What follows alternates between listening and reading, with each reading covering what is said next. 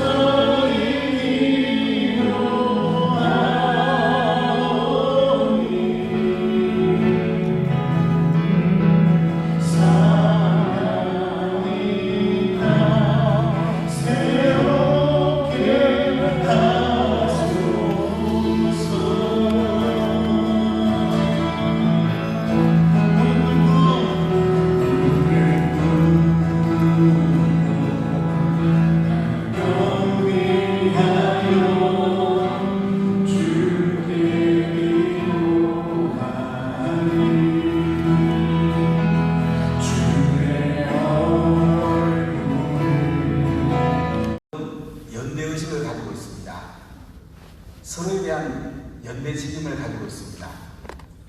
근데 이것이 미국의 자유민주주의와 자본주의가 있었기 때문에 우리가 능력을 충분히 발휘할 수가 있었습니다.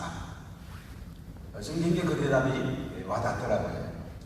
우리나라가 자유민주주의고 자본주의라는 것은 대단한 겁니다. 이 기초를 오남 이승만 대통령께서 헌법을 통해서 놓으셨습니다. 한번 서부 아프리카를 갔는데요. 베닝이라는 곳에 갔는데 제가 한국에서 왔다니까 막 박수를 치는 거예요. 대한민국에서 왔다니까 너무나 좋아하고 박수를 막 치더라고요. 한 번은 쿠웨이트를 갔는데 카페에 갔더니 필리핀 한 형제가 다가오더니 자기도 코리안 드림 한번 이룰 수 있냐고. 그럼 쿠웨이트가 우리보다 국민소득이 두세 배 높잖아요. 근데 거기는 외국 노동자들에게는 30만 이상, 월 30만 이상 안 줍니다. 그러니까 외국인 노동자들은 한계를 정해서 그 이상 봉급을 못 받게 해요. 우리나라는 얼마나 좋습니까? 외국인들이 들어오면 자유를 누릴 수 있고 또 재정적으로도 풍족할 수가 있습니다. 자유민주주의, 이 자본주의 체제라는 것은 자유를 바탕으로 해서 굉장히 중요한 우리가 신앙의 자유를 누릴 수가 있고 마음껏 능력을 발휘할 수 있는 좋은 제도입니다. 아멘. 오늘 예수님께서 예수님을 믿는 유대인들에게 이렇게 말씀을 합니다. 너희가 내 말에 거하면 내 제자가 되고 진리가 너희를 자유롭게 한다고. 진리가 너희를 자유롭게 한다고. 네, 그러니까 그 유대인들이 뭐라고요? 우리가 아브라함의 자손인데 종이 된 적이 없는데 뭘 자유롭게 한다고. 네, 그러니까 예수님이 원래 제 종이었는데 아들이 오셔가지고 제 종에서 우리를 자유롭게 했다. 이렇게 말씀하는 걸 볼 수가 있습니다. 네, 먼저 이 자유에 대해서 영적 자유가 중요합니다. 죄의 종이었던 사람이 십자가에 죽으시고 부활하신 예수를 믿음으로 하나님의 자녀가 되는 것, 하나님 아들이신 예수를 믿음으로 자유를 얻는 것, 이것에 기초를 둬야 합니다. 네, 저는 인생의 목적을 알고 싶어서 고등학교 때는 설에 다녔고요. 대학교에 가서 이제 교회를 나가게 되는데 제가 나간 교회는 복음이 없었던 거예요. 민주화 운동을 했고 죄인 줄 몰랐습니다. 인생의 목적을 알고 싶은 그 마음밖에 없었습니다. 3년 다녔지만 저는 예수님을 만나지 못하고 자유를 누리지 못했습니다. 네, 그러다가 제가 시골에 가서 고향교회 잠깐 다니는데 전사님은 강의상을 하면 늘 우리는 죄인이라고, 우리는 구속받아야 된다고. 구속받는다는 말이 저는 이 수갑 채워가지고 끌고 가는 건 줄 알았어요. 근데 저는 이제 법학 공부이기 때문에 이상하다. 날마다 왜 교회 오면은 죄인이 구속받아야 된다고 그래? 날마다 수갑 채고 왜 날마다 끌고 가냐? 이런 게 아니야 되냐? 굉장히 갈등을 많이 했어요.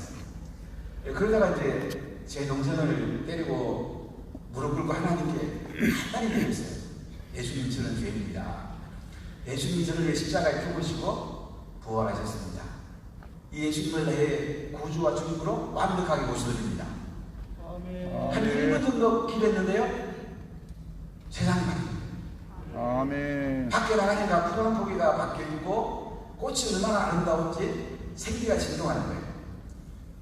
그래서 제가 공부하는 곳에 그 나리꽃을 꺾어가지고 교회 하명을 꼽아놨습니다. 주일날 할머니를 모시고 교회를 갔습니다. 78년 6월달인데요. 그리고 한 시간 내내 울었어요. 우리 할머니 살렸다 하면서 한 시간 내내 울었는데 예배 끝날 때 보니까 그 꼽아놓은 나리꽃이 막 생명에 약동하면서 엄청 일어났습니다. 모든 만물은 내가 졌다. 태초에 하나님이 천지를 창조하십니다. 아멘. 그 순간에 인생의 목적이 되고 진리가 열렸습니다. 그리고 참 자유를 누리게 되었습니다. 구원을 받게 되었고 밖에 나오니까 온 세상이 달라진 거예요. 얼마나 기쁘고 얼마나 좋은지, 얼마나 자유로운지. 그래서 우리가 영적 자유를 얻는 것이 첫째 중요합니다. 우리 성경에 보면 영적 자유를 얻고 나서는 하나님의 자녀가 되었잖아요. 마음껏 자유를 누리잖아요. 그리고 말씀 안에 거해야 되는 거예요. 말씀 안에 거하면 예수님의 제자가 되고, 예수님의 제자는 진리를 아는데 진리가 너희를 자유케 한다고 했어요. 그래서 우리가 예수님의 참 제자가 되려면 말씀에 깊이 우리가 세워져야 됩니다. 네, 그래서 우리가 매일매일 말씀 속에서 진리를 알고 진리를 알게 되면 자유를 누리게 되어 있습니다. 오늘 성경에 36절에 이런 말씀이 나오죠. 그러므로 아들이 너희를 자유롭게 하면 너희가 참으로 자유로우리라. 예수님이 우리를 자유롭게 하면 우리가 자유롭게 되는 겁니다. 죄의 감옥에서 우리는 해방이 되었고 하늘나라가 시작이 되었고 우리는 하나님 나라의 통치 가운데 살게 되었습니다. 그러니까 우리 매일매일 하늘의 자유를 누리며 살아가는 것이 우리의 삶이에요. 근데 우리 제자라는 것은 또한 이 제도적인 것도 굉장히 중요해요. 우리 예수 믿는 사람이 세상을 그들의 신앙의 자유를 수정하고 2조에 제정했습니다. 그런데 국가에서 교회에 개입하지 말라는 거예요. 국가에서 신앙의 자유를 보장하라는 거예요. 근데 우리나라는 거꾸로예요. 국가는 마음대로 교회에 개입하고 교회는 정치에 개입하지 말라. 아주 거꾸로 돼 있는 거예요. 사실 저는 이제 이 헌법을 전공했고 종교의 자유를 전공했는데요. 정교분리 원칙에 대해서 많이 공부해봤죠.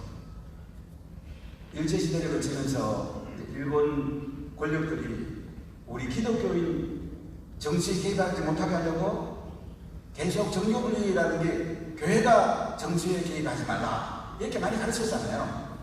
거기 너무 세뇌되어 있는 거예요. 그래가지고 심지어 목회자까지 그런 줄 알아요. 그렇지 않습니다. 정교분리라는 건 뭐냐면 정치가 교회에 개입하지 말라는 거예요. 네. 그게 핵심이에요. 교회가 정치에 개입하지 말라 이게 아니에요. 그만큼 우리는 신앙의 자유가 있고 예배의 자유가 있는 겁니다. 이 자유 지금 굉장히 중요해요. 바로 이 자유의 기초 논문이 원암 이승만 대통령이십니다. 이분이 계시기 때문에 대한민국이 세워져 있었고 지금까지 왔습니다. 왜 계속 이것을 이어가는 것이 너무 중요합니다. 이거 복음을 못 들어서 복음이 필요한 사람에게 십자가의 복음, 부활의 복음에 대해서 죄 중에서 하나님의 자녀로 우리가 세워나가고 하나님의 자녀가 된 사람을 말씀만의 제자로 잘 세워서 자유민주 체제, 신앙의 자유, 다양한 자유를 마음껏 누리면서 이 세상을 바꾸고 다음 세대를 잘 세워가는 것이 교회가 이 땅에서 중요한 일을 해야 되고 또 우리 기독교인들이 이것을 잘 해나가는 것이 너무너무 중요합니다. 아멘. 기도합시다. 하나님 감사합니다. 주여.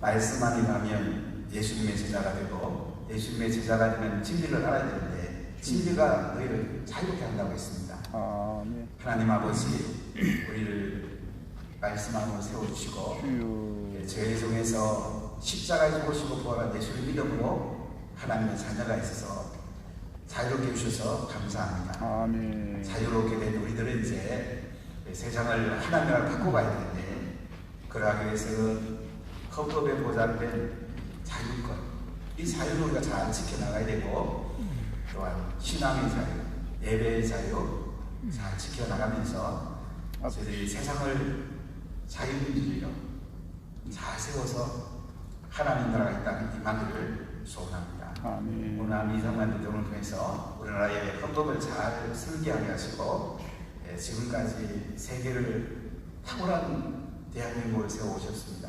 아버지. 대한민국 계속 자유민주주의 국가로서 아름답게 세워져서 세상을 복음하고 하나님 나라를 세우고 전쟁을 끌어가는 훌륭한 나라 되게 해주시기 원합니다. 주여. 대한민국에 로벌시장처럼 많은 인물들을 나오게 하시고 자유민주주의 헌법 가치를 수호하는 대통령이 많이 나오게 하시고 아멘. 세계에서 제일 큰 부자들도 나오게 하시고 아멘. 또한 훌륭한 목회자 선교사들 많이 나오게 하셔서 주여. 하나님께 크게 쓰임받기를 소원합니다. 특히 다음 세대들이 아버지. 역사적인 사상의 혼돈이 오고 있습니다. 이들을 우리가 역사를 잘 가르쳐서 우한 이승만 대통령이 설계했고 박정희 대통령이 이 나라를 경제를 튼튼하게 세워왔는데 아버지. 이 두 바탕 위에서 대한민국이 계속 발전하도록 말씀에 세워주시고 하나님의 영광이 충만하게 하시며 이번에 자유예수 포럼을 통해서 하나님 큰 영광 받으시기를 소원합니다. 아멘. 예수님 이름으로 기도하옵나이다. 아멘. 지금 우리가 해야 될 일 갖고 계세요? 없습니다. 이거 100권 예, 지금 나눠드리겠습니다. 예, 지금 나눠주세요. 이거 마이크 소리가 너무 큰 것 같아요. 좋아요.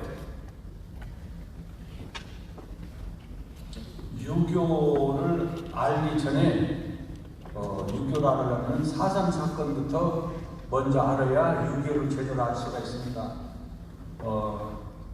이거 유인물 36쪽을 보셔요. 36쪽.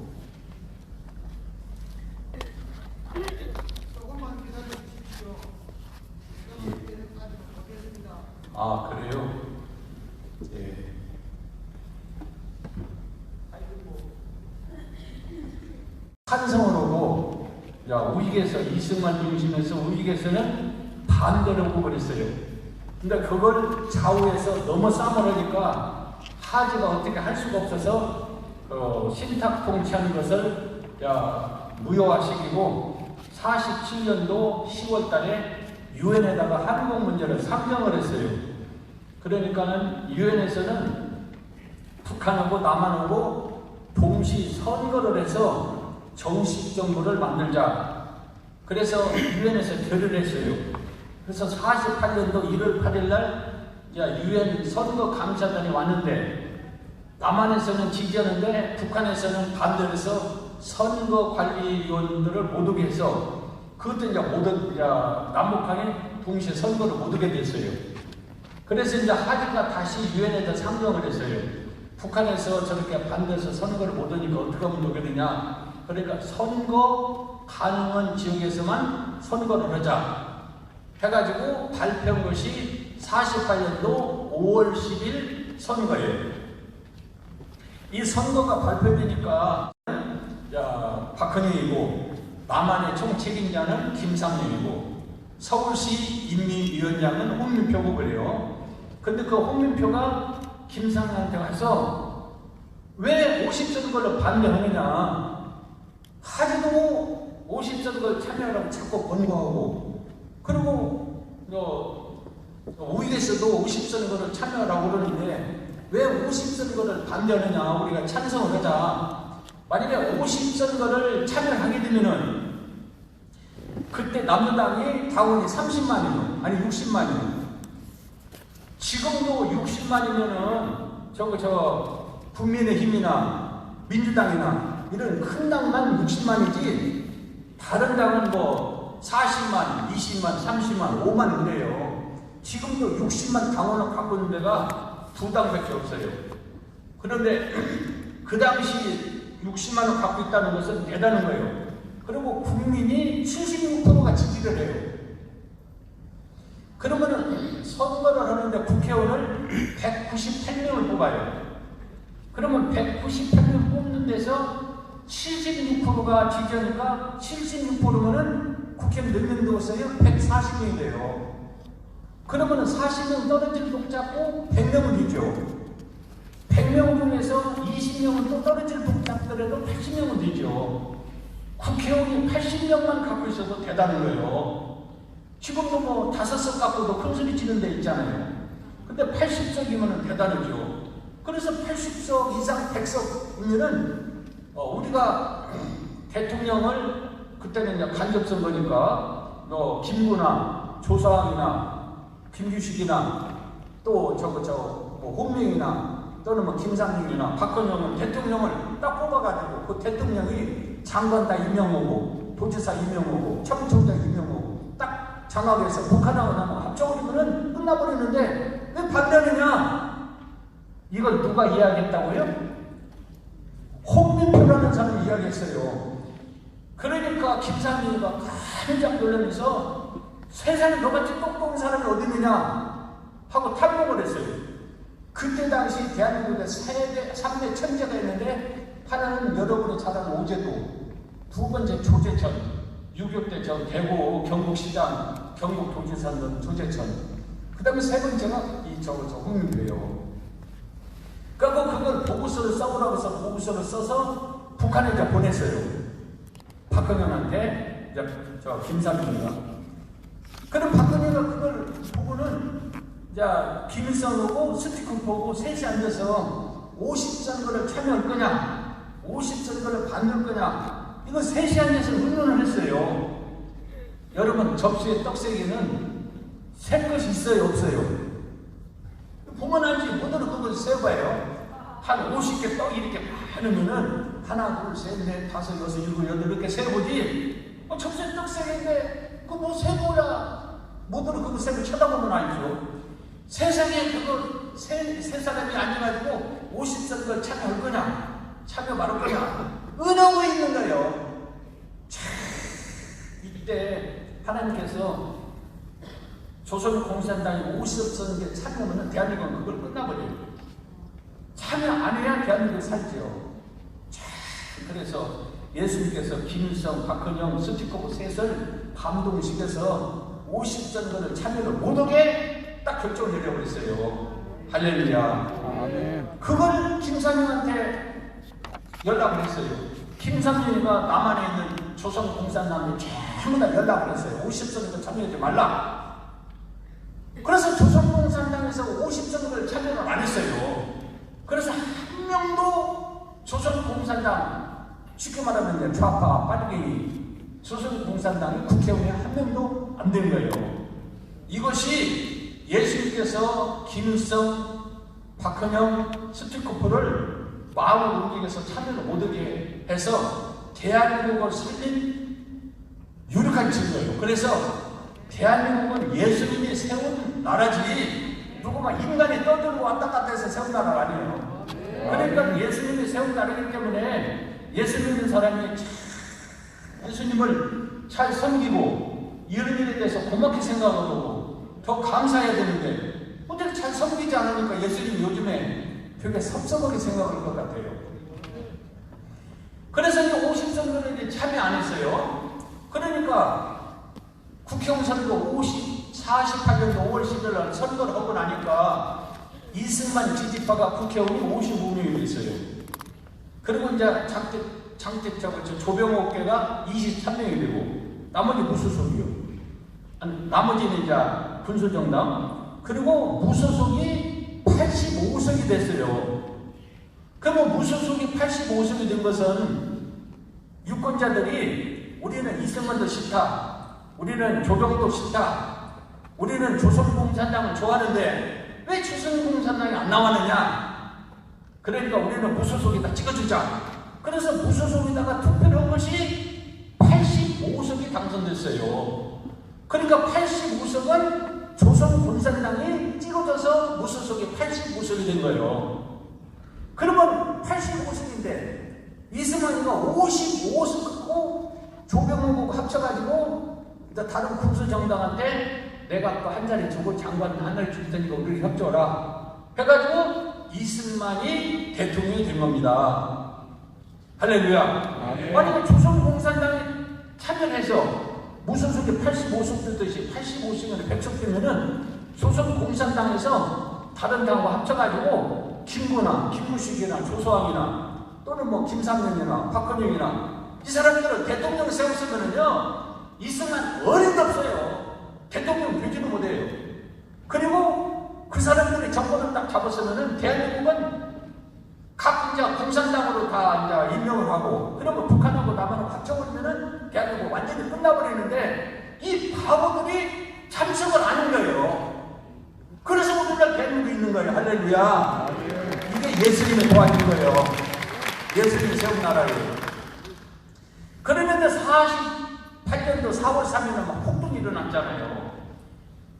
그래서 다 조용한 줄 알았더니 48년도 9월 15일 날 이덕호가 또 막 경찰 죽이고 국군 죽이니까 이제 그때는 이승만 정부가 이제 세워졌죠. 대통령이. 그래서 이제 여수에 있는 14연대 일개 대대를 제주도 가서 지나가라 이렇게 명령 내리니까 여수에 있는 14연대 안에 조선공산당 그러니까 빨갱이지요. 세상에 이 조선공산당 빨갱이들이 40명이 뭉쳐가지고 지창수가 48년도 10월 19일 날 밤 8시에 장병들 다 모아놓고 우리 반란 일으키자. 그래서 반란 일으켰어요. 그런데 여수 14연대가 2,400명이요. 그리고 한 40명 정도, 43명이 이 사람들이 우익을 죽이고 이제 반란을 이제 성공을 했죠. 그래서 여수 경찰서로 가니까 경찰이 200명밖에 없어요. 막 2,000명이 들어가서 포위하니까 이거 뭐 경찰들은 뭐 해볼 수가 없죠. 그래서 이제 48년도 10월 19일 저녁에 반란군에서 여수 경찰이 딱 진압이 되고 있어요. 2,000명. 그래서 이제 여수에서 우익하고 경찰이 1,200명이 죽었어요. 그런데 요즘 이렇게 13대 반란이 그 반란이 일으켰다 소리 낳고 이렇게 진압군이 여수 사람을 죽였다. 얼마나 또 그냥 인터넷에 유튜브에 시끄럽게 하는지 몰라요. 그리고 이제 10선대 반란군이 20일 날 순천을 갔어요. 그 오후 3시에 순천을 싹 점령해버렸어요. 2천에 가니까 경찰 200명, 300명들은 싼도고도 그냥 다 도망가 버려요. 싹! 이제 48년도 10월 20일 날 순천을 딱 점령을 해버렸어요. 그러니까 여수 점령됐지, 순천 점령됐지, 이사들이 이제 군대를 거쳐서 남을 거쳐서 막 서울까지 진격을 하고 그래요. 이게 국본에서는 이제 난리 나버리잖아요. 이거 그냥 놔두면 큰일 나죠. 그래서 군산에 있는 12연대가 있어요. 12연대를 이제 남은 막 급할 시기에 가지고 이제 진압을 이제 하게 됐죠. 하게 됐는데, 여기 이제 14인대 반란이 처음에는 지창소에 있다가 그 다음날 김제가 이제 대장으로 바꿔줬어요. 그랬는데, 순천에 가서도 한 1200명 정도 우이고고 경찰이 죽은 거예요. 너무나도 잔인하게 죽이고, 너무나도 그냥 무자비하게 죽이고, 그 양 경찰서장을 몸으로 묶어갖고 찝차로 끌고 다니는, 하루 끌고 다니는, 시내 끌고 다니다가 결국 서장을 죽여버렸어요. 시내에서 명령대로 따를 뿐이다. 그러고 싹 오리발을 입고 나는 조선공산당이 아니라는 거예요. 그런데 잡아서 조사를 해보니까 한 100명 정도는 확실해요. 그리고 두 번째로는 13대 반란 사건이 일어나니까 여기 지금 위에 대구가 있잖아요. 대구가 6년대요. 6년대가 1차 반란, 2차 반란, 3차 반란 이렇게 해가지고 6년대가 완전히 반란군이 돼버렸어요. 그래서 대구도 한번 날려놨었잖아요. 10월 1일 대구 폭동이 아니고 6년대 반란 사건 굉장히 대구도 그냥 날려놔버렸잖아요. 여기 부산은 5연대요. 5연대는 반란을 안 일으켰어요. 어째서 안 일으킨지 아세요? 백선엽이가 연대장 있을 때 교육을 잘 지켜놨어요. 그래서 반란을 안 일으켰는데 대구는 아주 유명해요. 지금이니까 그렇지. 그때 당시에는 대한민국에 빨갱이 온상이라고 관여하네요. 그렇지? 그 다음에 마산의 15연대 최남근이가 반란에 또 가담했죠. 광주 4연대가 진압으로 가라고 그랬더니 인대중대가 또 반란을 일으켰어요. 그리고 제주도에 있는 9연대가 또 반란을 일으켰죠. 그러니까 14연대 반란, 광주 4연대 반란, 대구 6연대 반란, 마산 10연대 연대장 반란, 제주 9연대 반란. 세상에 5개 연대가 반란을 한 거예요. 그런데 정부에서는 9년 안에는 빨갱이들을 다 잡아내야지. 그냥 놔두면 난연하게 생겼잖아요. 그래서 그때부터 정부부에서 백선희가 이제 국장이고, 김한일이가 이제 과장이고 그러는데, 정부과에서 각 연대에 있는 빨갱이들을 싹 잡았는데, 몇 명이나 잡았을 것 같아요? 몇 명이나 잡았을 것 같아요? 군인 안에는 빨갱이, 군인 안에는 조선공산당, 군인 안에는 좌파를 몇 명이나 잡았을 것 같아요? 예? 한 10,000명. 예? 10,000명 정도 되겠습니다. 10,000명. 다 잡아서 영등포 학교다가 다 집합시키니까 4,700명이 잡혔어요. 근데 4,700명 여러분 그냥 운동장에서 집합시키니까 꽉 차버렸어요. 헌병이 다 경계를 하고. 근데 이 사람들을 재판보다 넘겨야 되는데 재판부를 넘길 수가 없어요. 너무 수가 많으니까. 이때 필요한 것이 보안법이에요. 13대 반란 사건이 딱 일어나니까 20일 날 이승만 대통령이 이제 이범석 국방장관하고 이제 참모총장 그다음에 다 불렀어요. 아니 군인이 전부 다 이렇게 빨갱인데 이거 가만 놔두면 되느냐? 다 잡아서 집어넣어라. 그러니까 이범석 국방장관이 아니 법이 자본이지 법도 없는데 어떻게 잡아놨습니까? 그러니까 법을 만들어만 되지. 정부가 있는 게 뭔가 법을 어떻게 만들어요? 우리는 어떻게 만드는지도 모르겠어요. 그때 법제처장이 누구였어요? 고려대학교 총장이었던 유진호가 법제처장이에요. 유진호 불러! 유진호가 나왔어. 야! 법부 좀 만들어. 그리고 9년 안에 빨리 다 잡아버려. 그러니까 유진호도 법을 연구했지만은 이거 보안법을 어떻게 만드는지를 모르는 거예요. 그러니까 이렇게 초안을 좀 잡아주십시오. 뭐가 문제인지 우리는 모르겠습니다. 저거 이승만이가 이제 불렀어. 1조 보안법이 1조 뭐, 2조 뭐, 3조 뭐, 4조 뭐, 5조 뭐, 6조 뭐, 7조 김일성을 찬양한다든지 조선공산을 좋아한다든지 박헌영을 좋아한다든지 50선거 반대하는 것을 잘했다든지 50선거에서 현 정부를 세운 것은 분단정부다. 이렇게 찬양하는 사람은 무조건 공산당이다. 다 집어넣어라. 이렇게 만들어라고 알려줬어. 그럼 가만히 보니까 유죄도 법전문가인데 이승만이가 매번 해주는 걸 다 적어보니까 이승만은 법 전문한 사람이 아니거든요. 그런데 참 이 법이 기가 막힌 법이에요.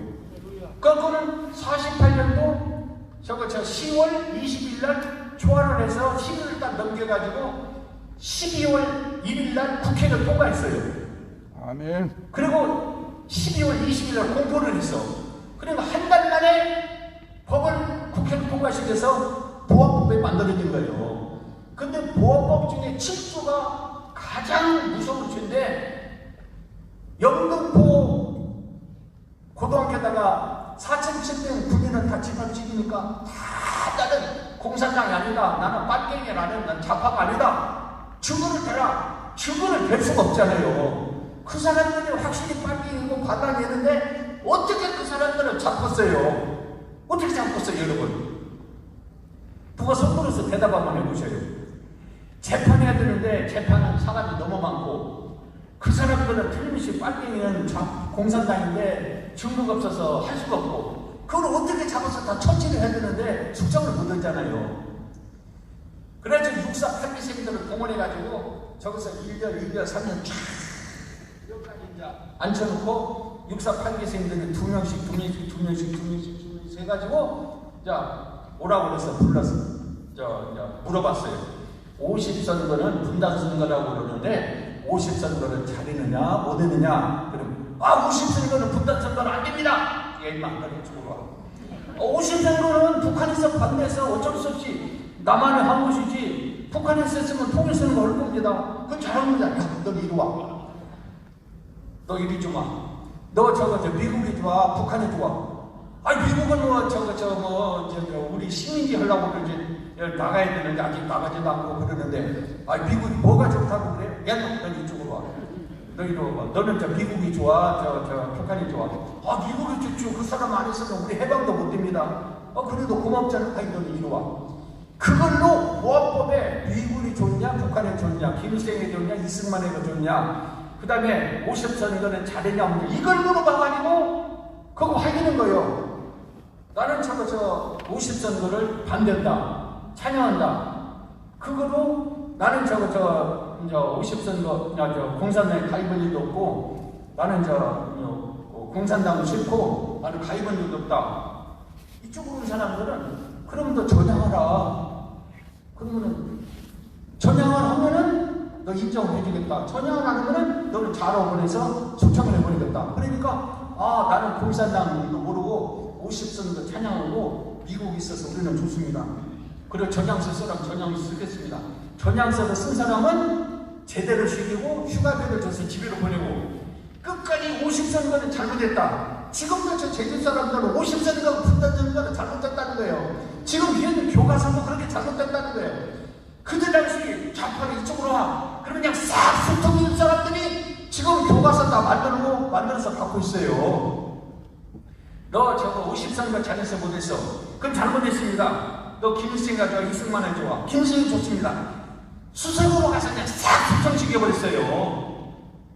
그래서 보안법 7조 이승만이가 천재적인 머리를 갖고 있는 사람이라 그래요. 이승만이가 보안법 7조가 안 만들었으면요 대한민국은 1949년에 완전히 공산화될 거예요. 공산화. 그래서 지금도 보안법을 없애버리자고 저렇게 하고 있어요. 16쪽을 가고 있어요. 16쪽. 무슨 마이크야? 무슨 마이크? 16쪽을 한번 더 보세요. 16쪽.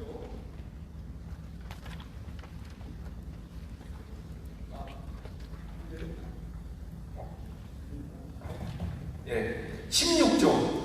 16조를 보면은 보안법 철폐, 장례위원이 있어요. 뭐 여기 시간 없으니까 집에 가셔서 읽어보세요. 여러분 이거 책 만드는데 자료 수집하는데도 힘들고 원고 쓰는데도 힘들고 책 만드는데도 돈이 얼마나 많이 들었겠어요. 이게 200만 부를 출판해가지고 전국에 나눠줬어요. 그러니까 여러분 집에 가서 읽기만 하면 되는데 이걸 집에 가서 읽지도 않는 사람이 있어요. 집에 가서 꼭 읽어보세요. 시간이 없어서 내가 아니만 있는데 장례위원이 있는데 상임 공동준비원장, 공동준비원장, 뭐 집행위원장, 기획관 이렇게 많아요. 뭐 준비하자고. 그런데 이번 21대 국회에서 이 보안법을 없애버리려고 저렇게 애를 쓰고 있어요.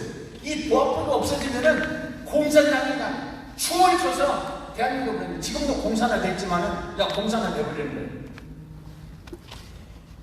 그래서 저거 4,700명 다 숙청해버렸어요. 그래서 이승만의 보안법 7조가 대한민국을 살린 그한 법입니다. 그래서 이승만은 세계적인 천재라고 그러죠. 이거 없었으면 그때 끝나버렸어요. 그래서 참 머리가 이제 비상한 사람이죠. 그랬는데 4,700명이 있을 것 같아요? 네?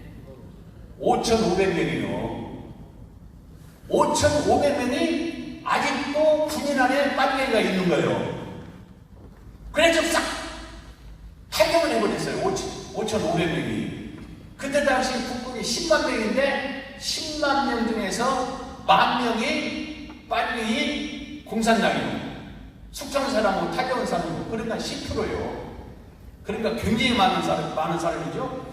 그리고는 48년도 5월 5일 날 춘천의 8년대 1대대 평의원, 2대대 강태무 이 두 개 대대가 자기 부하들을 데리고 360명이 이북으로 가버렸어요. 81밀에 박격포 3문, 61밀에 박격포 6문, 그리고 수리탄, 기관총, 애만소총을 가지고 북한으로 가서 평양에서 360명이 시가 행진을 해버렸어요. 시가 행진을. 그러니까 김일성, 최용건, 김무정 이런 사람들이 3달러만 넘으면은 남한은 완전히 점령하겠다. 그래서 남침을 확실히 결정한 것이 49년도 5월 5일 날이에요. 그러면 50선거를 반대해서 4.3 폭동이 일어나고 4.3 폭동이 일어나서 14년대 반란 사건이 일어나고 13년대 반란 사건에서 숙청하니까 춘천이는 2개 대대가 대대장들이 잘못하면은 잡혀서 죽게 생겼으니까 이북으로 도망가 버리고 그 결과가 6.25 50선거가 이렇게 큰 사건이에요. 50선거가 만약에 이제 좌파들이 참여해서 만약에 김구나 조소환이나 김삼룡이나 박헌희가 대통령이 있으면은 자동으로 그냥 합쳐져 버릴 건데 저들이 바보 짓을 해서 결국은 6.25가 난 것이죠. 자, 이제 6.25가 48년도 이제 5월 5일날 2개 대대가 가니까 그냥 북한에서는 그냥 만세를 부르고 춤을 추고 그냥 난리가 나버렸어요. 그래서 이제 50년도 6월 25일날 인민군이 남침을 하려고 싹 준비를 다 하는데 남쪽에서는 국권 안에는 빨갱이, 국권에는 공산당은 싹 뿌리를 뽑아서도 덜어 있어요. 여러분, 군인 안에 이 좌파 남문당이 10,000명, 숙청 사람이 4,700명이거든요. 엄청난 수요. 한 부대에 보통 좌파가 3명, 4명, 5명만 있어도 굉장한 건데 이 10,000명이 있으니까 얼마나 대단한 거예요. 그러는데 북한에서는 이제 준비를 싹 하고 있는데 그러면 남쪽에서도 거기에 대항해서 준비를 해야 되는데 6.25 때 참모총장이 누구예요? 6.25 때 참모총장이 누구예요? 최병덕. 오, 잘하시네. 박수 한번 하십시다. 6.25 때 참모총장이 최병덕 소장이에요. 근데 이게 간첩이에요. 이게 공작원이요. 이게 역적이요. 세상에 이민군이 남침을 하고 전차 240대를 전방으로 싹 모이잖아요. 그러면 아무리 조용히 하더라도 전차가 막 소리가 나니까 주위 사람들은 다 알잖아요. 포천을 공격하고 해서 인민군 3사단 이영호 소장이 운천에 100대 전차를 다 준비했어요. 아무리 감추더라도 100대니까 한 뭐 5대, 6대는 모를까 100대는 감출 수가 없어요. 그래서 우리 국군 정보원들이 포천후에 연천이 있잖아요. 운천은 가깝잖아요. 산 위에서 이제 움직이는 거 보니까 전차가 있으니까 전차 사진을 찍어서 체면군단한테 보고를 했어요. 북한에서는 이렇게 남침하려고 전차를 준비하고 있다. 그러니까 우리도 여기에 대비를 하고 교육을 시켜야 된다. 그러니까 최종대기가 북한 무슨 전차를 갖고 있느냐고 헛소리만 하라고. 그러니까 묵살해 버렸어요. 그때 정보국장이 누구예요? 장도요요. 5.16때 최고위원장이었던 장도요. 그 사람이 정보국장인데 정보국장이 최종대기한테 보고면은 최종대기가 그럴 리 없다고 막아버려요. 그리고 이제 인민군 4사단이 연천이라는 데가 있어요. 전국의 연천에서 50대가 막 전차가 뭐 훈련하고 돌아다니고 뭐 숨고 그래도 다 나타나잖아요. 그러면 이제 운천에서 또 정보원에 가가지고 사진 찍어서 체면군단한테 운천도 전차가 이렇게 많이 있다. 개성도 전차가 많이 있다. 그리고 10만이 남쪽에서 올라가면 전부 다 전방으로 모여야 돼요. 그래갖고 25일 막 새벽이나 공격을 해야 돼요. 그러니까 북한에 있는 군인들이 10만이 전부 다 산발선으로 다 집합을 해야 돼요. 그러면은 인민군이 집합하면은 저 사람들의 남침하려고 집합하는구나. 한두 사람한테 모를까 10만이면 엄청나게 많은 숫자니까 북한 사람들이 남은 정보를 모르고서 다 알죠. 그래서 이제 장동 국장이 정보를 수집해서 최종단한테 보고면은 그런 일 없다 이래요. 그러니까 25일 날 인민군이 내려오는데 24일 날 휴가 요청을 보내요. 그러니까 3분의 1이 나가고 3분의 2가 남아있어요. 그러니까 군인은 운전을 하면은 운전병이 있어야 되고 그 다음에 거기 이제 물건을 싣고 가고 그래야 되는데 차가 있더라도 운전병이 없으면은 출근할 수가 없어요. 지금은 애지간하면 다 운전하는데 그때는 운전하는 사람이 많지가 않았어요. 그런데 운전하는 사람이 휴가 가버리면은 그 차는 있어도 쓰지도 못하는 거예요. 그래서 3분의 1이 휴가 유출로 가버리고 3분의 2가 부대에 있는데 25일날 전쟁이 딱 터져버리니까 손발이 안 맞는 거예요. 그걸 혼성부대라 그래요. 그래서 이제 운천에서 인민군 3사단이 이제 포천을 거쳐서 막 서울로 진격해 오는데 새벽 4시에 만세교라는 데가 있어요. 만세교가 국군 7사단 구연대 이렇게 이대대 전승기 소리가 있는데 새벽 4시에 막 천둥 소리 나고 막 소리가 요란하고 그래서 잠자다 말고 밖에 나가 보니까 이게 비가 와서 천둥 소리가 아니라 전차가 오는 소리가 얼마나 보고 막 전차가 막 쏘니까 이게 난리가 나버렸어요. 일어나 보니까 인민군이 내려온 거예요. 그래서 이제 일개 대대가 전차를 막는데 세상에 전차 100대가 오는 거예요. 그러니까 전차 포로 쏘아서 전차를 파괴하더라도 100대를 파괴할 수가 없어요. 한 시간도 싸우지 못하고 포천 울에 도망갔어요. 거기서 또 싸우다가 한 시간도 못 돼갖고 포천 밑으로 이제 도망가 버렸어요. 그래서 포천을 인민군 3사단이 11시에 딱 도착을 해버렸어요. 여러분 고려대학교 최장직 교수라는 분이 있어요. 이 사람은 국군이 북침했다 이렇게 떠들어대요. 도라는 한참 돌아온 거지. 그러면은 국군이 북침했는가? 인민군이 남침했는가? 그 증거는 인민군 3사단이 25일날 11시에 포천을 점령한 것이 유력하게 인민군이 남침했다는 증거예요. 그래서 여러분이 자녀들 교육시킬 때 어머니 6.25가 북침이요 남침이요 이렇게 물어보면은 인민군 3사단이 25일 11시에 포천을 점령했다고 돌아가. 만약에 북침했다면 운천이나 그 후에 철원이나 거기 가서 싸우르지 어떻게 포천을 11시에 점령하겠느냐. 그러니까 인민군이 남침했다. 그리고 26일 날 1시에 의정부가 점령됐다.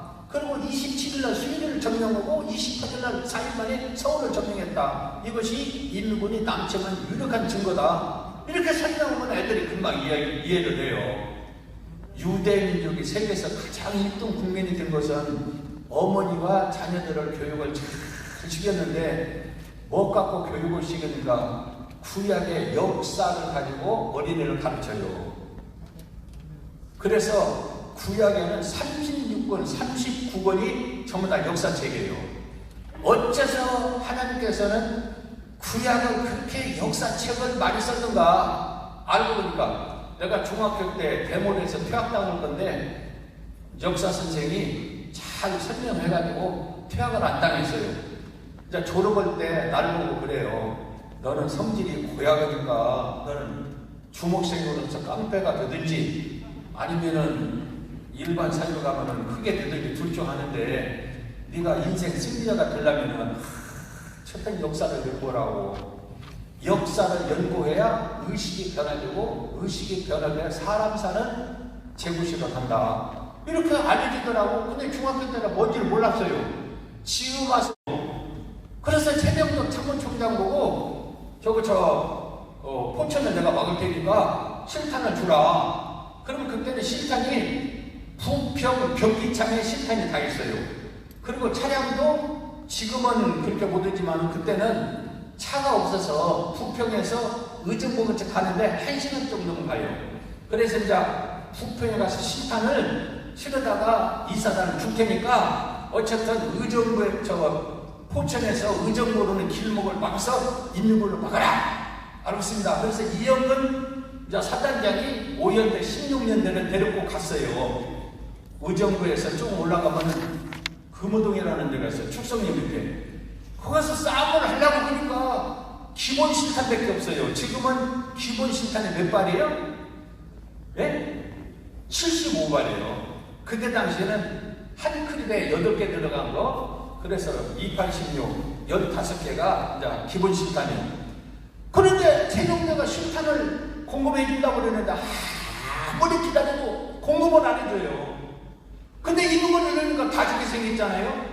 그래서 5년대 10년대가 실탄이 없어서 수일이로 창동으로 도망갔어요.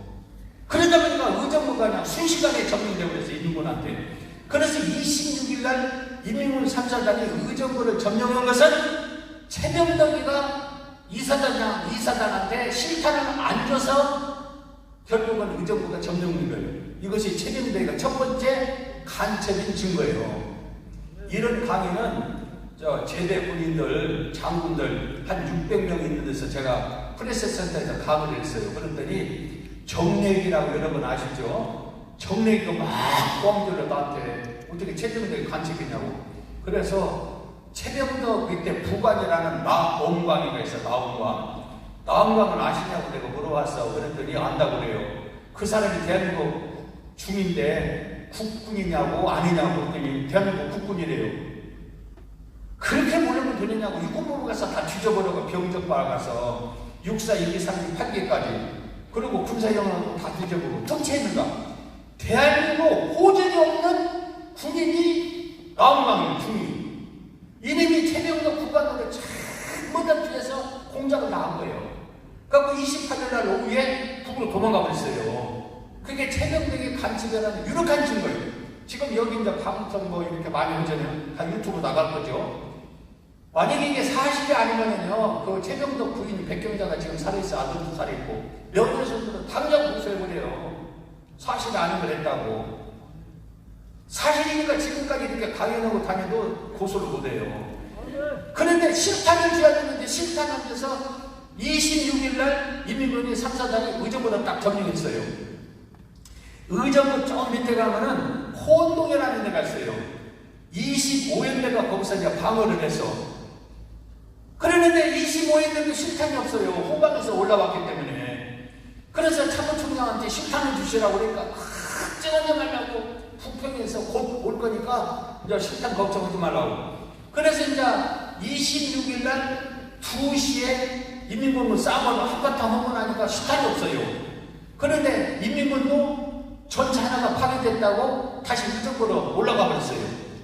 그래서 26일날 밤새도록 기다려도 실탄 안 갖다 주고 26일 새벽 되니까 이민군이 막 오니까 어떻게 할 수가 없잖아요. 25일인데도 실탄이 없어서 도봉상로에서 한강으로 도망가 버렸어요. 실탄이 없어서.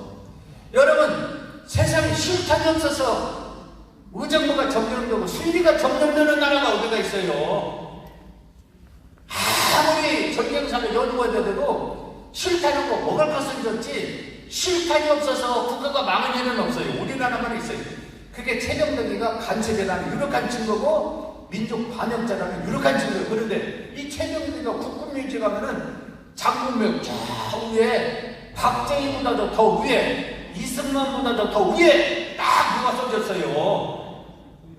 이건 안 되잖아요. 됩니다. 화성을 옮겨버려야죠. 아니 이승만보다도 더 위에 좋은 자리가 있어요.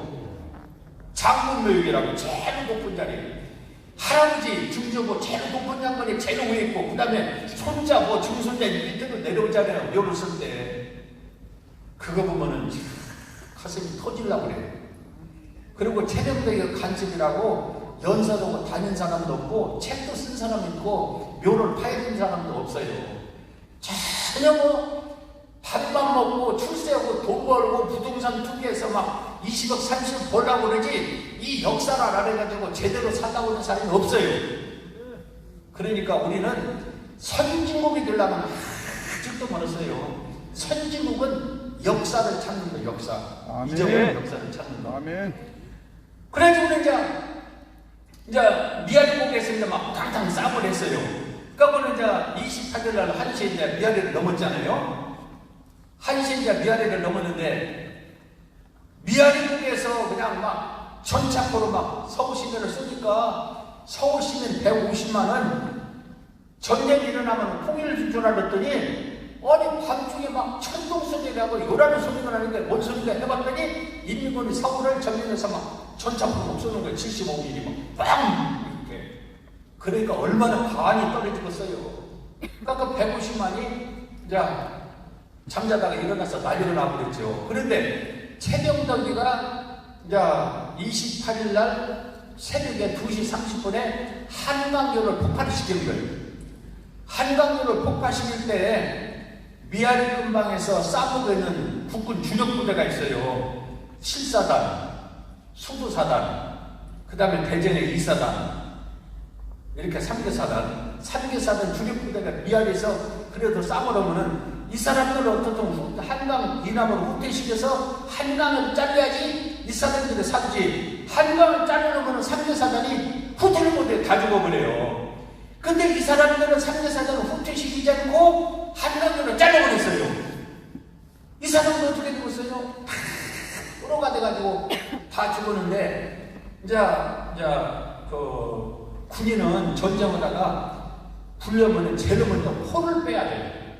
차를 통해서 한강 이남으로 곡사포, 박격포, 대전차포 그냥 포를 먼저 빼요. 그 다음에 환자들을 빼야 돼요. 환자들. 그런데 최병덕이가 송영찬 참모총장한테 한강 이남으로는 군 차량을 한 대도 내려오지 마라. 다 막아버리라. 이렇게 명령 냈어요. 그런데 송영찬도 돌대가리지. 원래 송영찬 보고 돌대가리라고 그래요. 4.19 때 지나간 장군 있잖아요. 송영찬 보고 석두라고 그래. 석두. 돌대가리. 머리가 멍청하다. 그렇게 명령 내리면은 이 사람이 좀 이상한 사람이다. 포를 빼야 돼. 포를 못 빼게 차량 못 가게 하는가. 나는 이 명령을 못 듣겠다. 그래서 막 포를 막 뺏으면은 송희찬이가 인력의 대통령 스타가 돼버려요. 근데 이 바보가 송희찬 말을 충성껏 듣고 재무씨가 한 대도 하나 넘지를 못했어요. 그래서 곡사포, 박격포, 대전자포 무슨 포냐 한 대도 한강 이남으로 빼지를 못했어요. 그리고 부상자를 빼지를 못하고, 그리고 부상자가 어디로 뛰냐면은 행주나루터로 다 모여서 부상자가 수백 명이. 근데 행주나루터에서 배를 통해서 이제 한강을 넘어야 되는데 군인도 못 넘고 포도 못 넘는데 부상자 넘겨 죽었어요. 거기서 죽은 거지요. 서울대학교 병원에 입원하고 있는데 이제 인민군이 와가지고 의자에 있는 국군을 다 끄집어내고 인민군이 떡하게 앉아있고 부상군들은 다 칼로 찔러 죽이고 총으로 쏴서 다 죽여버려서 4일 만에 4만 명이 죽었어요. 국군이 4만 명. 그리고 이제 최정대기가 이제 한강 끊고 이제 한남 이남으로 내려갈 때 도망갈 때 저거 문산에 그 국군 1사단 백선엽 장군이 있어요. 백선엽 장군한테 지금 한강은 끊고 육군 본부가 한강 이남을 시흥으로 후퇴하니까 저기서 문산에 있는 백선엽 1사단은 만난을 극복하고 한강 넘어라 이렇게 명령을 내리고 한강을 넘어야 돼요. 그런데 문산에서 싸우고 있는 백선엽 부대는 1사단하고 광주는 5사단하고 합친 거예요. 이게 2개 사단이에요. 2개 사단. 병력은 12,000명이고. 그런데 최병덕이가 저 백선엽 보고 저 1사단은 27일 저녁에 28일 새벽이라도 한강 넘어라 이렇게 명령 내리고 넘어야 되는데 명령을 안 내리고 최병덕, 김백일 이 사람들이 다 한강 넘어버렸어요. 한강 잘라버리고.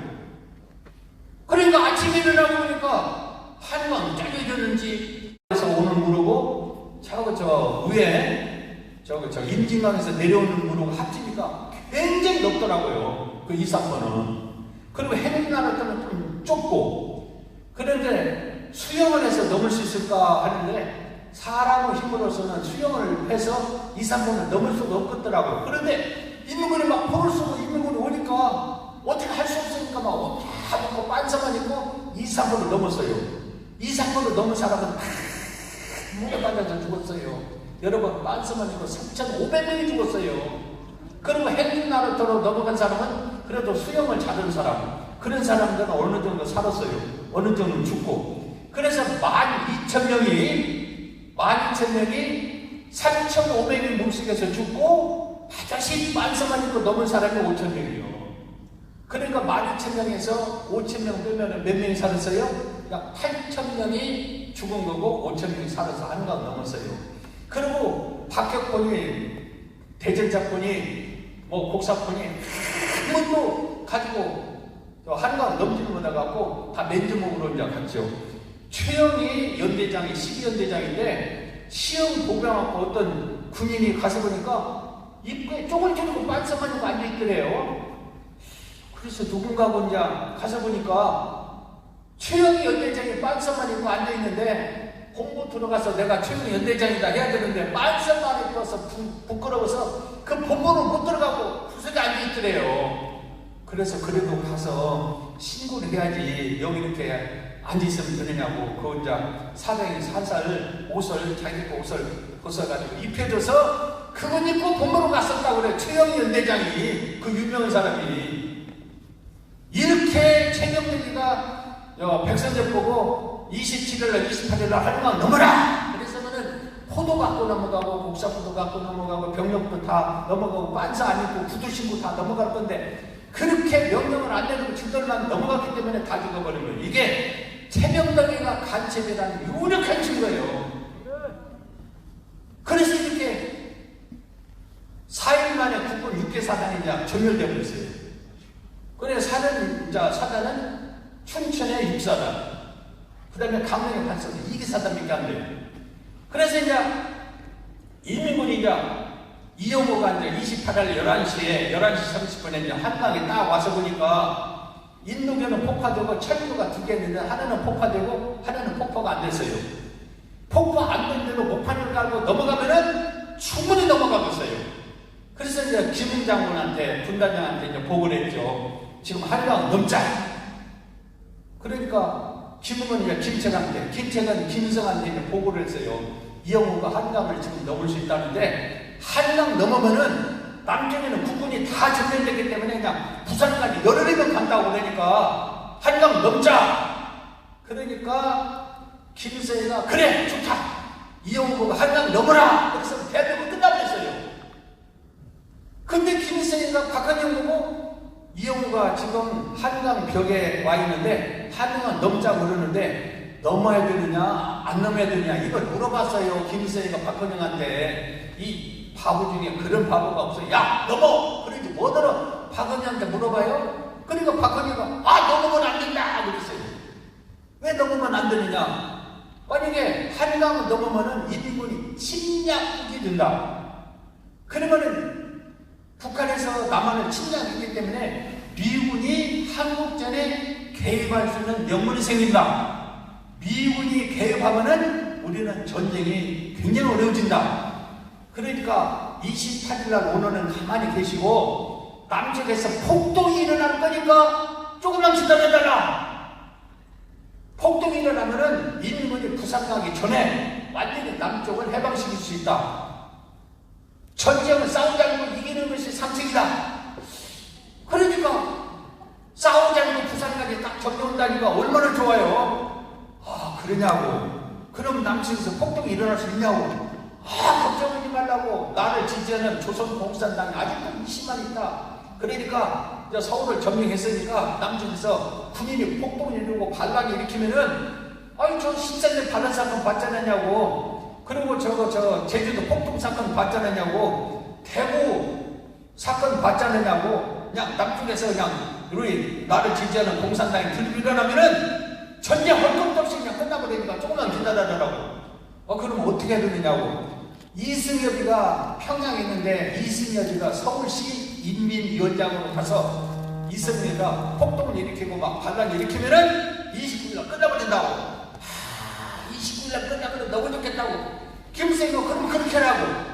이런 바보가 어디가 있어요. 그럼 28일날 한강은 안 있고 29일날도 안 넘었어요. 이 소식을 인민군 3사단 이영호가 들었어요. 이영호가 김모고 김책한테 박헌희가 38선만 인민군이 넘으면은 완전히 남쪽에서 폭동이 일어나서 사상 폭동이나 대구 폭동같이 일어나서 완전히 남한을 점령할 수 있다 그랬는데 우리가 포천을 점령해도 폭동이 안 일어나고 의정부를 점령해도 안 일어나고 수의대를 점령해도 안 일어나고 서울을 점령해도 안 일어난다. 이것은 남쪽에서 폭동이 절대 안 일어난다. 그러니까 무조건 한강을 넘어야 된다. 하지를 또 막 고언되는 거예요. 가만히 김일성이가 들어보니까 그 말도 맞거든. 나중에 유엔군이 이제 북진할 때 강계에서 11월 달에 군사회의를 했어요. 그때 이영호가 내 맘만 듣고 한강을 넘어서 했으면 부산은 벌써 부산까지 점령할 거예요. 여기는 6.25 때 부산 점령 안 해서 오늘 보니까 건물들이 좋고 깨끗하고 도시가 참 좋아졌어요. 그리고 새로운 교회? 새로운 교회? 네, 새로운 교회. 이 교회는 나는 여기 한 3년 전에 와서 전에는 부산을 자주 왔었는데 근데 여기 교회가 있는지도 몰랐는데 오늘 보니까 교회도 그거 아주 참 지고 깨끗하게 너무 좋네요. 이게 유교회 인민군 여기를 점령 안 해서 건물이 파괴되지 않아서 그래요. 그래서 옛날 건물을 연구를 하면은 마산, 창원, 김해, 부산에서 연구를 해야 돼요. 외정 점령기 때 건물을 어떻게 짓고 어떻게 살았는가 연구를 하면은 마산, 창원, 김해, 부산을 점령해야지 대전, 천안, 서울을 6.25 때 폭파해갖고 외정 때 남은 건물이 하나도 없어요. 그러니까 인민군이 여기까지 아는 것만 해도 참 하나님께 감사드려야 돼요. 세상에 내가 하는 대로 했으면 벌써 부산까지 갈 건데 내가 하는 대로 안 해서 결국은 인민군이 실패했다. 그러니까 김일성이가 저 새끼 그냥 놔뒀다면 큰일 나겠다고 잡아서 감옥에 집어넣어버렸어요. 그게 북한에서 정치범 수용소에 제일 처음으로 들어간 사람이 이영호예요. 근데 이영호 만들었으면 벌써 부산까지 와버렸어요. 대한민국 공산화 돼버렸어요. 그랬는데 박헌희 김일성이가 이영호 말을 안 듣고 박헌희 말을 들었는데 30일날 기다리라고 해서 30일을 기다리니까 이게 폭동이 일어나는 게 뭐가 있어요? 폭동이 일어날 수가 없어요. 어째서 그래요? 4.3 폭동이 일어났죠. 13대 반란이 일어났죠. 그래서 보안법에 의해서 군인 안에는 4,700명, 5,000명을 싹 다 숙청해버리죠. 그리고 홍민표가 전향해가지고 남로당 60만 중에서 33만이 전향되고 있어요. 그리고 남로당 왕초 김상훈 체포됐죠. 이주아 체포됐죠. 성시백 다 체포됐죠. 그리고 이제 정택식 다 체포됐죠. 남부당 지도부가 다 체포됐어요. 그래서 폭동을 일으키려도 일으킬 수가 없는 거예요. 그러니까 막 김일성이가 한진을 통해서 3일을 기다렸는데, 전쟁에서 3일은요 엄청난 중요한 시간이에요. 3일을 기다려도 폭동이 한 건도 안 일어나니까 막 한진을 뛰면서 7월 1일 날 이르면은 한강을 넘어라! 그래서 넘어버린 거예요. 넘다 보니까 벌써 이제 미군이 어디까지 왔어요? 7월 5일 날 오산까지 왔어요. 오산에 스미스 부대가 오고 이제 미군하고 싸움을 해가지고 결국 김일성이가 참패를 한 거예요. 그래서 이제 북으로 쫓겨가가지고 분단이 돼버렸죠. 그래가지고 이제 철원이 원래 6.25 전에는 북한 땅이에요. 근데 철원 평야가 엄청나게 넓고 좋아요. 국내가 거기다가 고구려를 세울 이유가 있어요. 먹을 것이 많으니까 도시를 세울 수가 있죠. 수도를. 그래서 철원에다가 국내가 고려를 세웠는데 너무 좋은데요. 그래도 북한에서는 연백평야하고 철원평야가 제일 먹고 사니까 좋은데요. 그거 다 뺏겨버렸잖아요. 그리고 뭐 그 밑에 이제 운천이 어머니 다 뺏겨버렸죠. 뺏기고 사람 많이 죽고. 그리고 이제 손해가 말끔하게 많죠. 그렇게 이제 패전해서 오늘 지금 현재 이제 분단이 됐죠. 하고 시전제 반란이 일어나서 숙청돼가지고 좌파들이 망해버렸어요. 그랬는데 50선거는 너무 반대하는 것은 잘했다. 이게 4.3 사건 보고서에 나온 내용이요. 박원순이가 4.3 보고서 책임자인데 어떻게 박원순이가 자살해버렸어요. 그 책을 잘못 써서 그런지. 그래서 이제 박원순이가 제주 4.3 보고서는 50선거 반대는 잘했다. 그랬는데 50선거를 반대한 것은 다른 것이 아니라 50선거를 반대하는 참여했으면 대한민국을 완전히 점령할 수 있는데 점령을 못했다. 이렇게 이제 책을 제가 쓴 거죠. 그래서 4.3 보고서가 잘못됐다고. 그랬는데 2000년도에 김대중 때 이제 법이 통과되고 그 다음에 2003년도에 4.3 보고서가 확정되고 그래서 이거 도저히 안 되겠다. 그래서 이제 소송을 한 지금까지 한 20년 동안 했어요. 그런데 5번 소송에서 한 번은 이기고 4번은 패소를 했어요. 근데 엊그저께 3월 달에 4.3 사건 특별법이 개정안이 통과되어 버렸어요. 그 개정안이 내용이 뭐냐면은 1인당 1억 5천씩 돈을 준다. 그리고 나같이 4.3 사건 잘못됐다 보고서가 가짜다 그런 사람은 3년 이하 징역을 처한다. 그렇게 법이 만들어졌어요. 그리고 나같이 4.3 대책위원회를 조직하면은 그 조직을 해체시켜버리고 1,000만 이하 벌금 물린다. 이렇게 법이 통과됐어요. 이러는 거 법이 어디가 있어요? 그래서 이제 헌법재판소에 소장을 넣죠. 이건 잘못된 거다. 그랬더니 헌법재판소 12명이 지금 이제 심리를 하고 있어요. 그래서 나를 보고 그래요. 4.3 보고서가 뭐가 잘못됐느냐? 잘못된 증거를 제시하라. 그래요. 그래서 이 책이 4.3 사건 보고서 11가지가 잘못됐다 쓴 거거든요. 이 책을 다 줬어요. 그러니까 판사들이 이제 읽어보겠죠? 그러면은 4.3 보고서가 가짜라는 것은 48년도 11월 2일 날 폭도들이 국권을 공격해서 21명을 죽였어요. 근데 이것을 이 보고서에 싹 빼버렸어요. 왜 빼버렸어요? 제주 4.3 사건은 무장 폭동이 아니고 무장 공리라고 만들기 위해서 역사를 가짜로 만들기 위해서 빼버렸어요. 그거는 이제 제주 폭도들은 훌륭한 사람이다. 근데 국군에 가서 악랄하게 진압해서 이렇게 많이 죽었다. 이렇게 말을 하려고. 그래서 이제 경찰, 국군 죽이는 것을 빼버렸기 때문에 이건 가짜다. 그럼 이제 판사들이 그러면인가 그러면 제주도에 이렇게 11월 1일 국군 21명 죽인 것을 뺐다고 그러는데 설명을 하라. 그러면 설명을 하면은 내가 지는 거고 설명을 못하면은 제주 사람들이 지는 거예요. 그런데 내가 지면은 4.3 특별법에 나갔던 사람은 3년을 징역을 세운대요. 그럼 내가 지면은 내가 어떻게 되고 있어요? 어떻게 되고 있어요? 네? 감옥에 들어가요. 3년 동안. 만약에 내가 재판에서 져서 감옥에 들어가면은 아이 그냥 밥을 안 먹고 사상대 끝내버리려고 그래요. 여러분 많이들 기도 좀 해주셔요. 좀 오래 살아야 되겠어요. 지금 78인데 80에 죽기는 너무 아까우니까 나도 90이나 100살을 살다가 죽여야 된다고 그래. 그래서 여러분들이 기도를 많이 해서 또 오래 살게 좀 해주셔요. 근데 내가 이기면은 제주 사람들 끝나버려요. 20년 동안 그냥 낙엽을 쳤는데 어떻게 세상에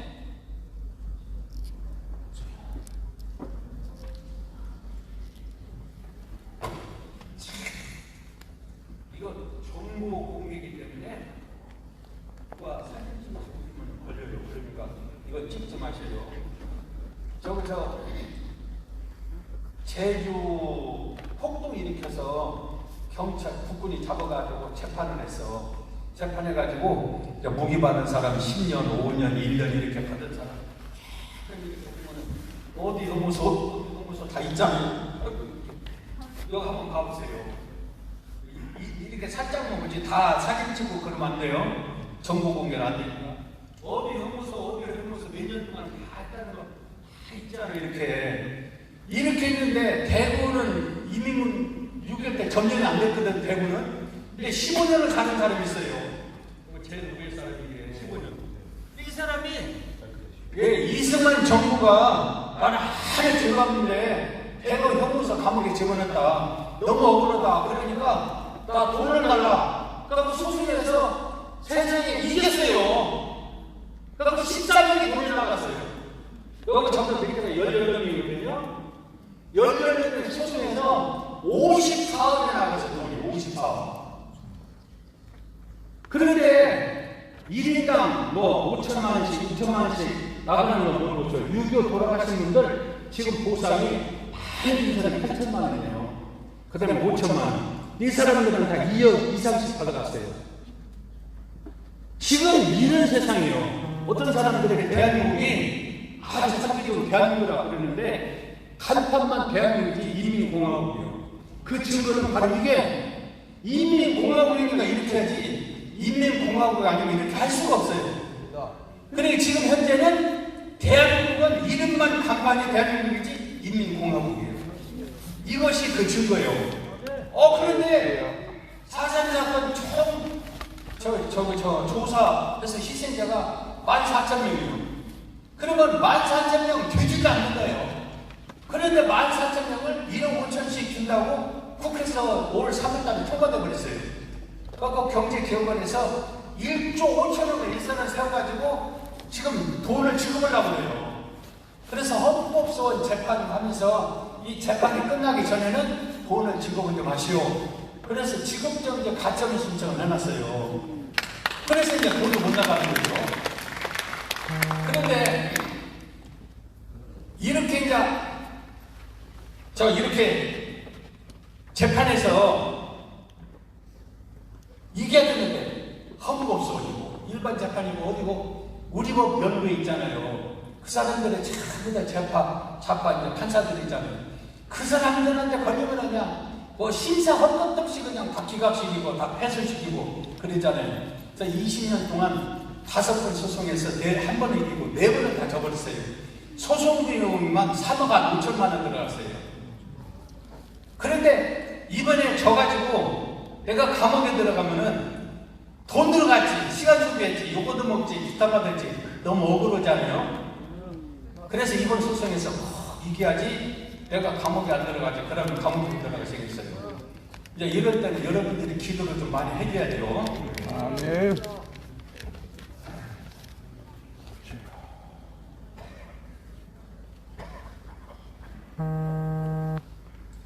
이 좌파들 지금 저 문재인 대통령, 이인영, 그다음에 송영길 뭐 이런 사람들이 지름다리 그 사람들이 1980년도에 전대업이라고 그래요.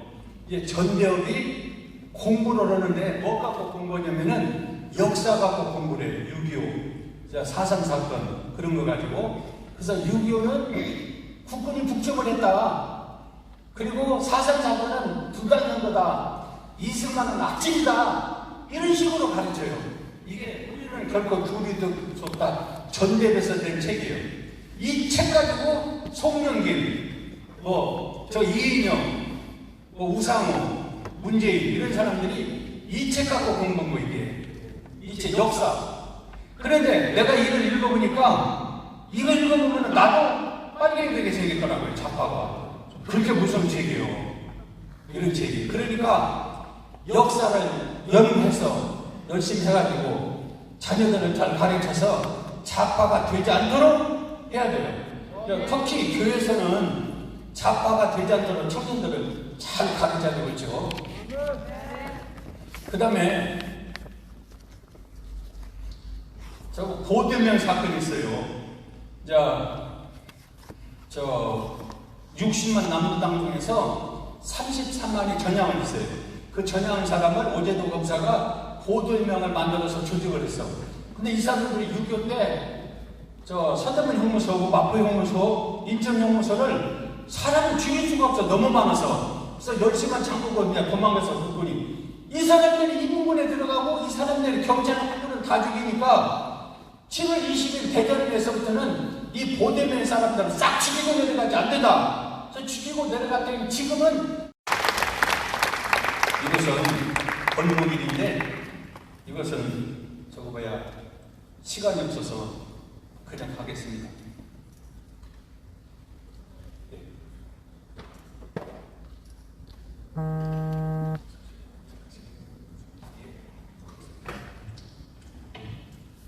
네. 자, 목사님께서 6.25 어떤 배경과 또 그리고 진행되었던 과정들에 대해서 좀 이렇게 강의를 해주셨는데 이렇게 귀한 시간이었죠. 다른 데서 좀 듣기 힘든 그런 말씀들을 많이 해주셨던 것 같습니다. 혹시 또 강의 들으시면서 궁금한 부분이나 이런 부분들에 대해서 조금 더 알고 싶다 하시는 부분 있으시면은 질문을 해주시면은 목사님께서 또 답변을 하시는 시간을 가져보도록 하겠습니다. 질문 있으신 분들은 자유롭게 손을 들고 저희 스태프들이 마이크 드릴 거예요. 네네. 8번입니다. 8번. 예, 질문이라기보다 지금 우리 목사님께서 하신 그 강의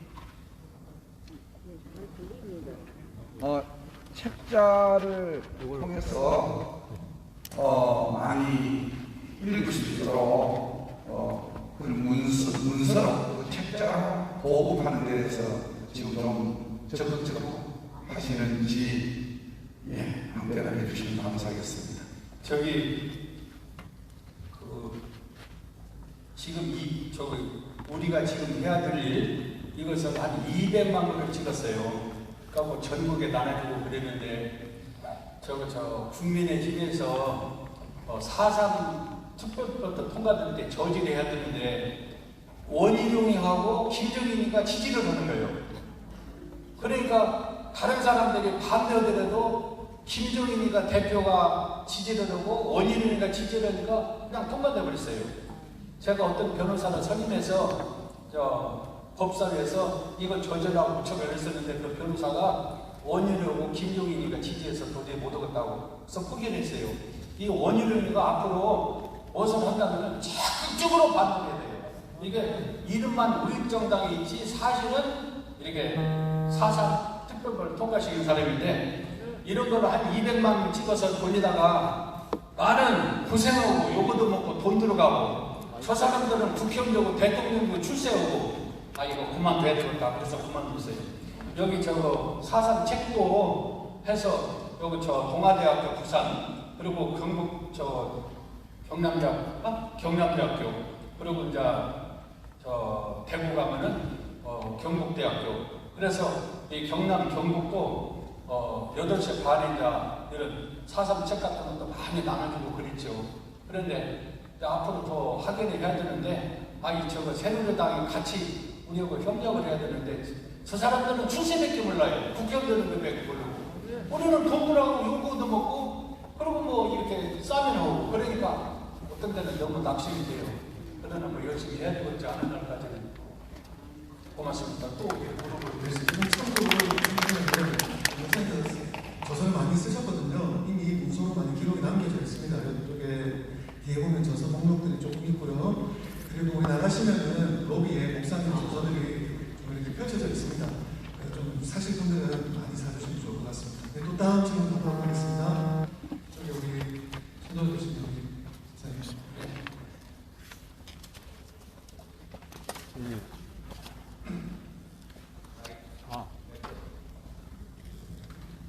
아까 그 재백덕 씨 이야기를 했잖아요.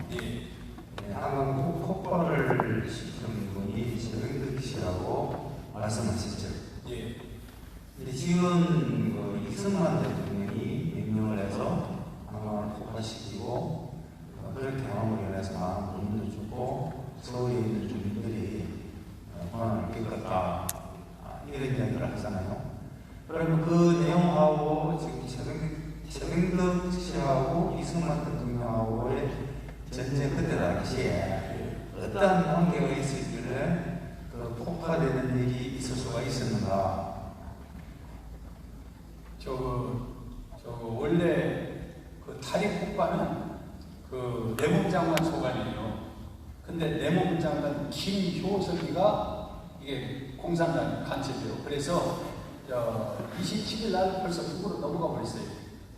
그래서 장경건이가 내무부 차관이에요.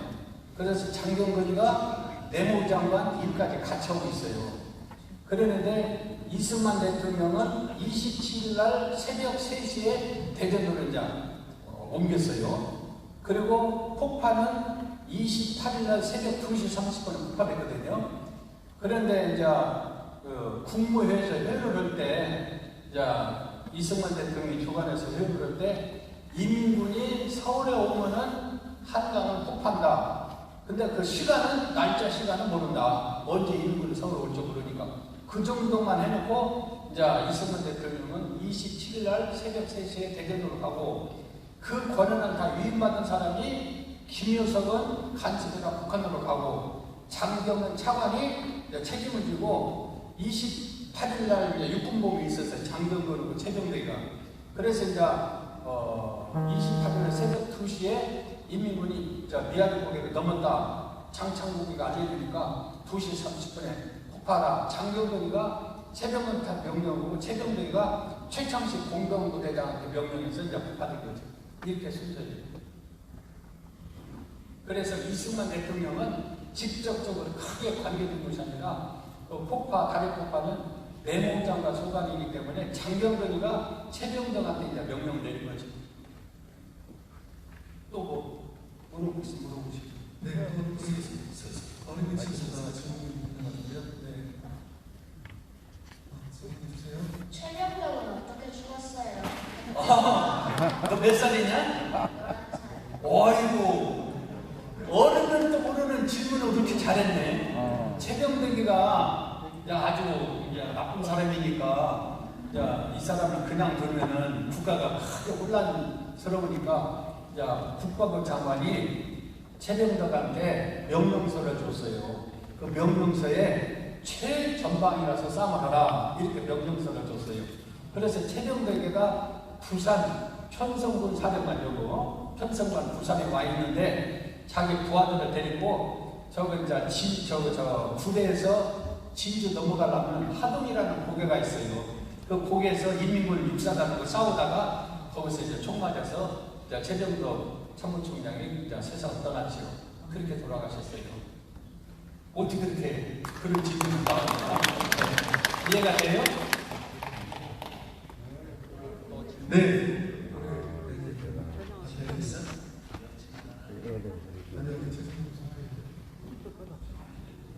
목사님께서 참으로 너무 많이 수고를 하셨습니다. 정말로 많은 빚을 졌습니다. 그런데 목사님께서 오랫동안 이런 일을 하시면서 보수파 또 기독교인 정치인들도 참 많았을 텐데 이런 짐을 나눠지지 않은 그러한 크리스찬 정치인들이 참 많았기 때문에 혼자 이렇게 외롭게 싸우신다는 정말로 안타깝습니다.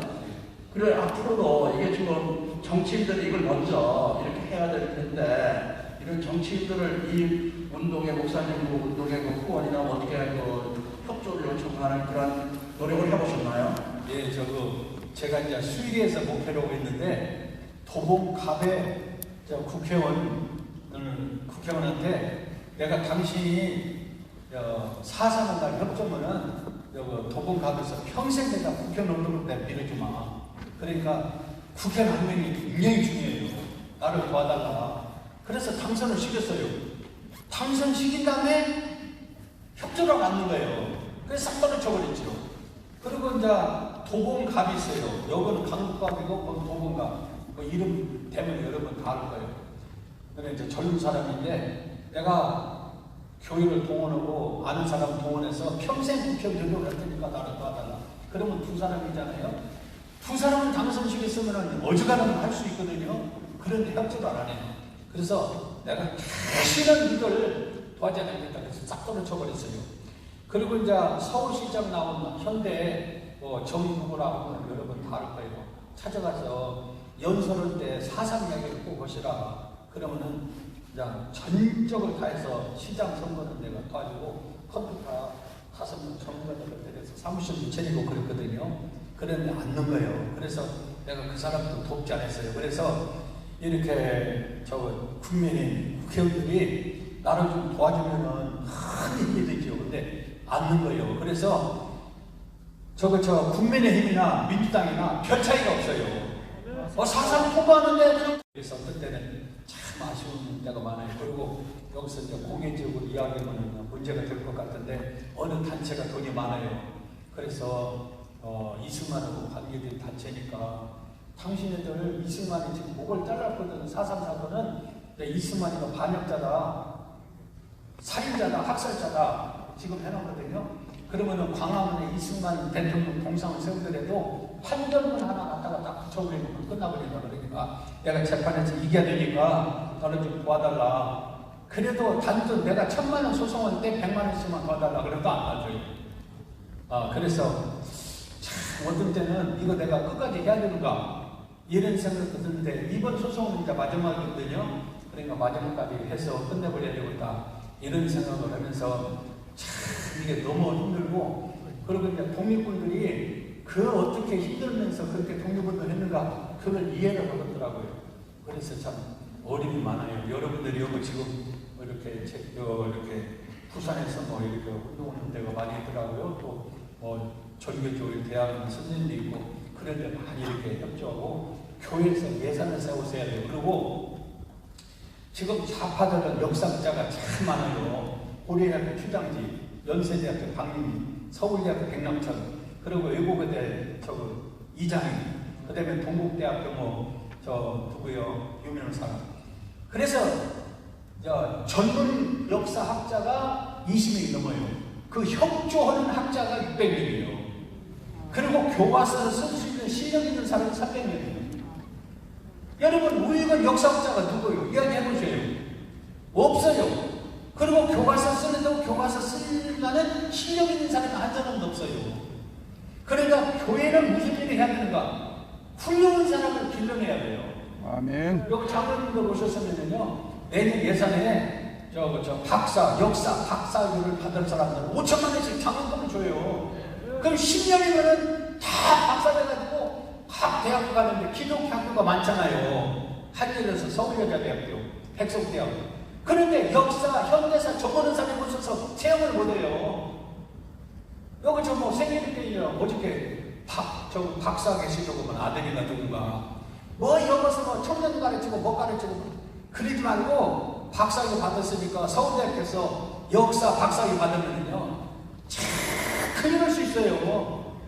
이름이 뭐죠? 여기 어저께 왔던 아들, 손목사 아들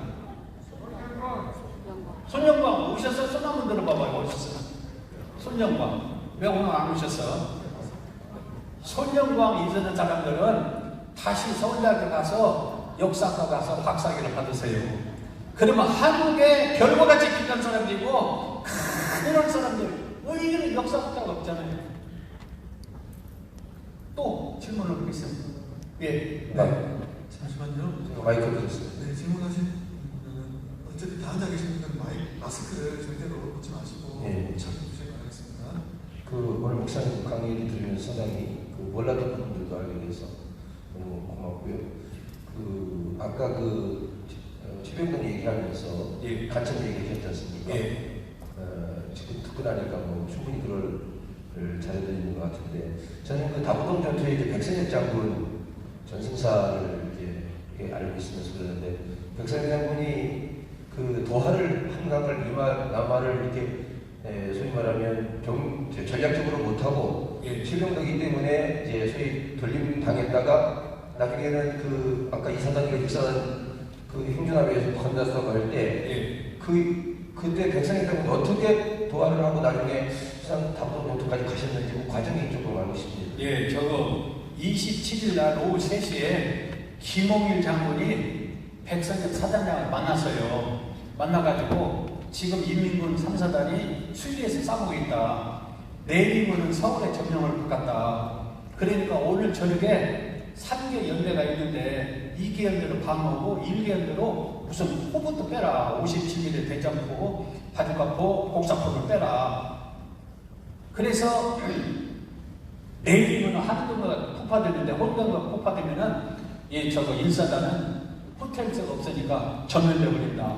이렇게 조언을 했어요. 김홍일 장군이 백선엽 사단장한테. 그러니까 백선엽 사단장이 1개 사단을 참모총장 명령도 없이 한강을 빼버리고 훑으면은 이게 문제가 되니까 그러면 최병덕 참모총장한테 가서 이 명령서를 이렇게 받으십시오.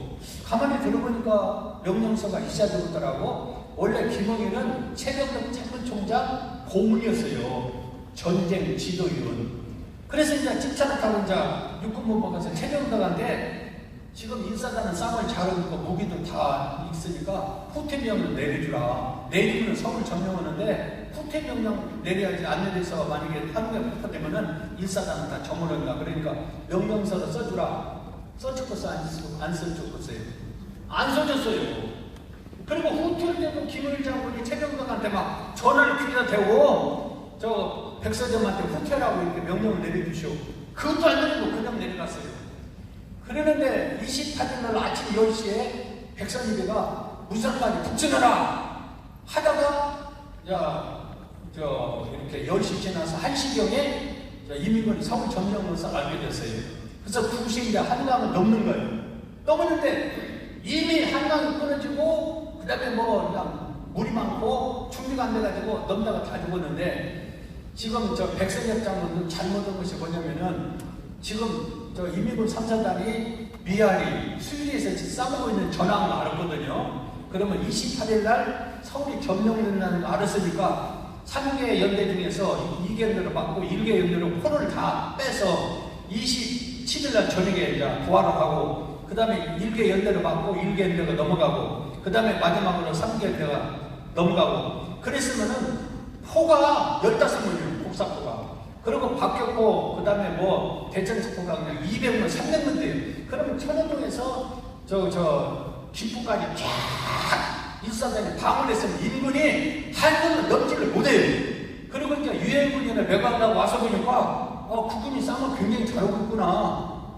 그래서 국군의 자존심도 세울 건데, 다 지고 빤스만 입고, 총각 갖고 가니까, 매가드가 영등포 와서 보니까, 아니, 국군이 세상에 이민군이 땡커로 오더라도 이렇게까지 전면될 수가 있는가 탄식을 해버린 거야. 그러니까 백선엽도 결국은 김은일 장군 이야기를 듣고 27일 날 저녁에 일개인들을 빼고 그 다음날 일개인들 빼고 그 다음에 일개인들 빼서 어느 정도 살렸으면은 그렇게까지 안 될 건데 그거 빼자는 것이 잘못인데 장충곤이라는 사람이 있어요. 수두요사다 18년대 이렇게 됐는데 법원에서 명령을 못 받아서 파직해서 이제 한강을 넘는데 자기 부하가 700명이요. 근데 한강을 넘은 부대가 600명이요. 그리고 포도 다 갖고 가고. 그러니까 일사장보다 더 무기가 많이 갖고 가고 병력이 살아서 갖고 갔어요. 그러니까 장충곤보다도 백선지대가 더 전쟁을 잘못한 거예요. 근데 다부동은 그 사람들이 반드시 4,000년 살았으니 다부동까지 갔어요. 다부동은 미리 27년대 마가레스 중령이 있어요. 전차가 40대예요. 그리고 쌍을 자르고 막 가면 가져가고 있어서 다부동을 막아줄게 백선지대가 막아준 게 아니에요. 또 뭐 물어보겠습니다. 네.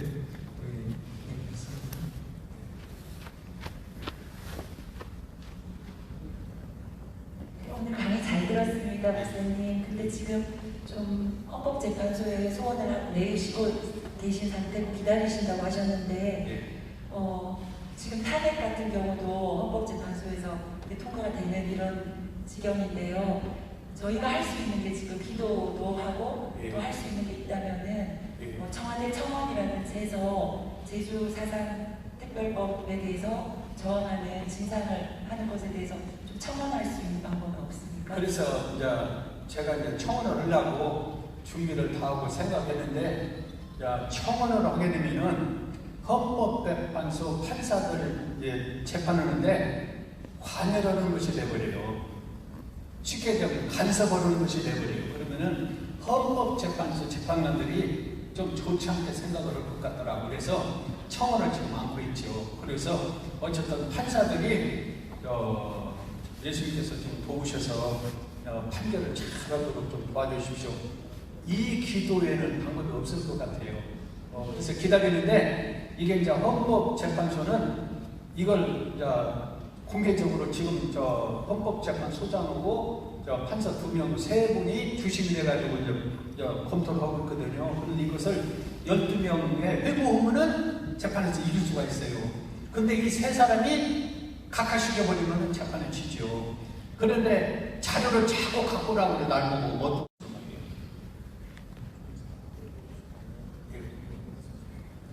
그러면 바로 끝없이 좋죠. 우리 목사님 오늘 귀한 강의 해주셨는데요. 우리 한번더